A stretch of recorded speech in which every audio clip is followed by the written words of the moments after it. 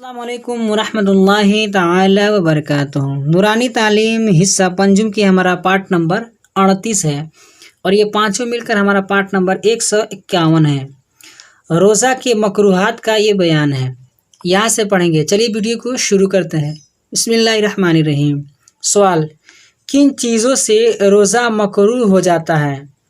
جواب: جھوٹ، غیبت، چغلی، گالی دینے، بیہودہ بات کرنے اور کسی کو تکلیف دینے سے روزہ مکروہ ہو جاتا ہے۔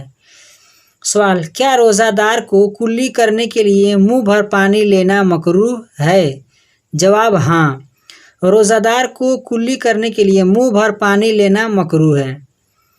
سوال: کیا روزہ کی حالت میں خوشبو سونگھنا، تیل کی مالش کرنا اور سرما لگانا مکروہ ہے؟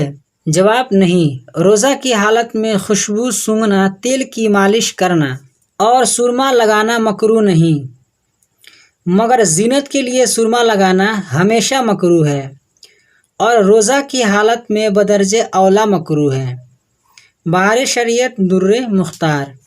سوال: کیا روزہ میں مسواک کرنا مکروہ ہے؟ جواب: نہیں، روزہ میں مسواک کرنا مکروہ نہیں ہے، بلکہ جیسے اور دنوں میں مسواک کرنا سنت ہے ویسے ہی روزہ میں بھی مسنون ہے، یعنی سنت ہے، چاہے مسواک خشک ہو یعنی مطلب سوکھا ہوا ہو یا تر، یا چاہے اس کو بھگویا گیا ہو، اور زوال سے پہلے کرے یا زوال میں کسی وقت مکروہ نہیں۔ جیسے زوال یعنی سورج مطلب سورج ایک دم بیچوں بیچ میں ہے، اس سے پہلے کرے یا پھر سورج ڈھل جائے تو مطلب بعد میں کرے، یعنی کبھی بھی کرے گا مسواک مکروہ نہیں ہے۔ بہار شریعت۔ آج کی ویڈیو میں بس اتنا ہی۔ ویڈیو پسند آئی تو ویڈیو کو لائک کریں، اپنے دوستوں کے ساتھ شیئر کریں۔